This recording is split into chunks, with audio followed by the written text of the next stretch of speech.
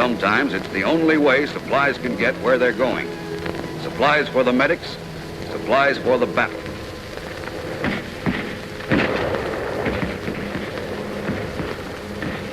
But the battle is not nearly so important to the man who is hurt as the evacuation of the wounded. In the fire and smoke of it, this is the first job of the medic. A man is hit and an aid man gets to his side. Stopping the first spurt of blood is all important.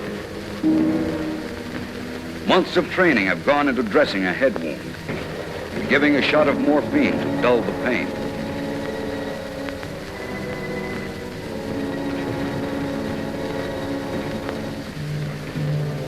The minutes get crowded. Sometimes there are more emergencies than medics, so they take a rifleman and stick a litter in his hand.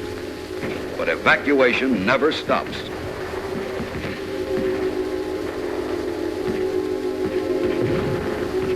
Speed is the toughest commodity to get in the jungle, but somehow they manage to get it.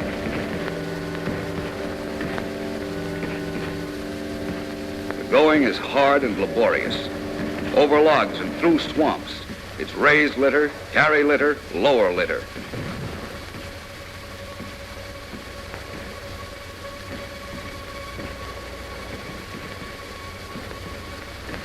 Some of the wounded are able to walk by themselves.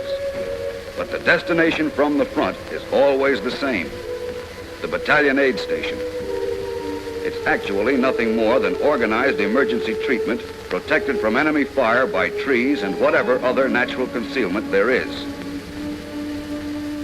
Right off the bat, a medical officer makes out the man's emergency medical tag. Name, rank, serial number, cause of wound, type of wound, prescribed treatment, and what's been done for him so far. This EMT is now as much a part of him as the wound he received, and every stage in his emergency treatment will be recorded on it.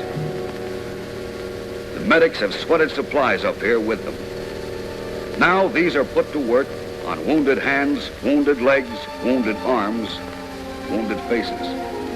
There isn't any time wasted. Ingenuity replaces the elaborate. Wounds are checked, splints are applied, plasma is given. That's the procedure. If a little attention is all a man needs, he gets it and then rejoins his outfit.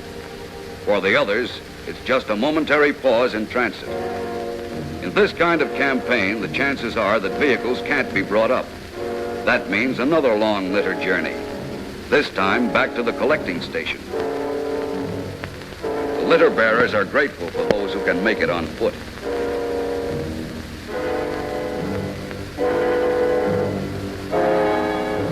This is the collecting station.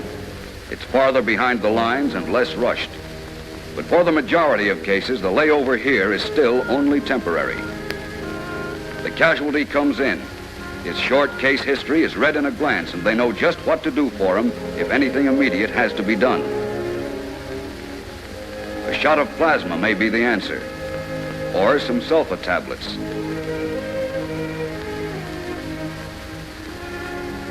Or merely a moment of rest while waiting for the next lap. The casualties are constantly being arranged into two groups, the ones who go back to the front and the ones who go back. When a collecting company comes ashore, it brings quarter-ton trucks which are made into ambo peeps. Into these now go the more serious cases. Their stay at the collecting station just one more line on their EMTs. The next stop is the clearing station, and at getting to it, minor miracles of transportation become the order of the day.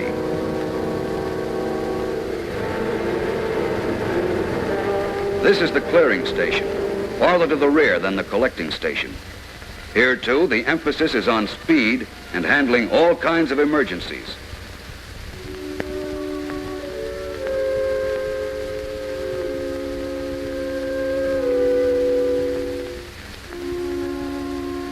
There are no private wards, and the treatment rooms are probably improvised.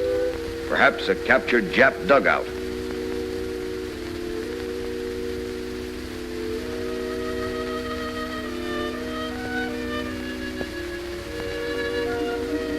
But time grows short, and wounds can't wait. The scalpels and forceps and scissors brought up here hours ago are no longer the inanimate things known as supplies.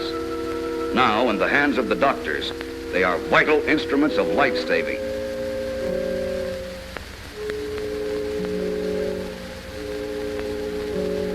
Then there is the portable surgical hospital, which plays roving center near and around the front. It's designed to move fast to get to the areas where the casualties are heaviest. It specializes in surgery which must be immediate, the operation which must be done now to save a man. A basin filled with soap and water and hard, meticulous scrubbing sterilize the surgeon's hands. Into those hands go knowledge and experience and the life of their next patient.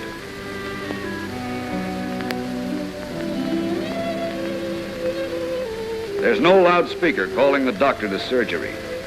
There are no long, cool, white corridors down which the patient is wheeled. But two GIs, being as gentle as they can, place the wounded man on the operating table, and all at once, this becomes the finest medical care in the world.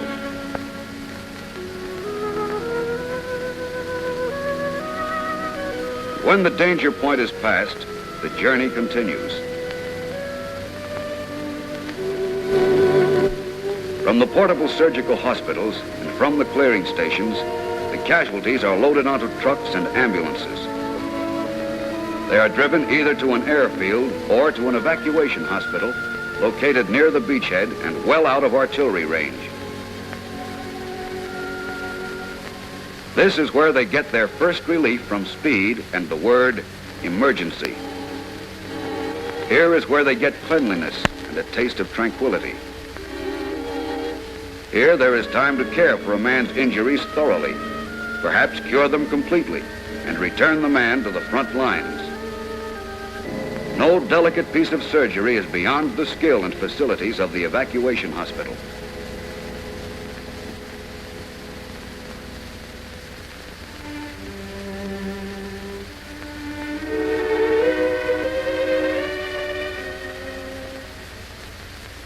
For some, the trek is over, but for others, it has only really begun. As soon as it's possible, they're moved to the beach where they're loaded onto barges and landing boats.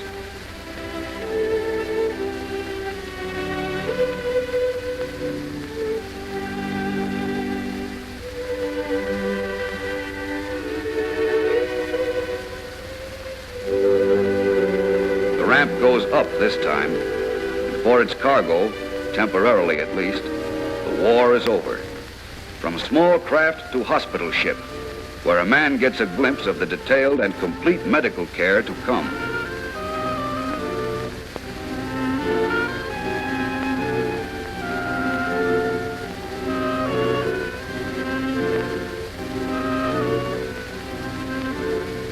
Where our troops have captured an airfield or had time to clear a strip for their own use, casualties are evacuated by plane. This is the procedure to fit in perfectly with a chain of evacuation based on speed and immediate medical treatment.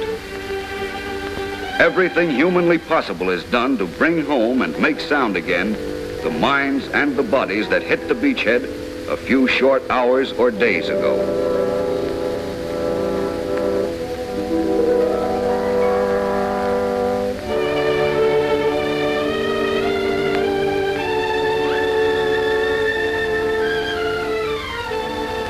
It's in the roar of the C-47s, the sweat and the skill of the medics. This was the job to be learned, and this is the way they learned it.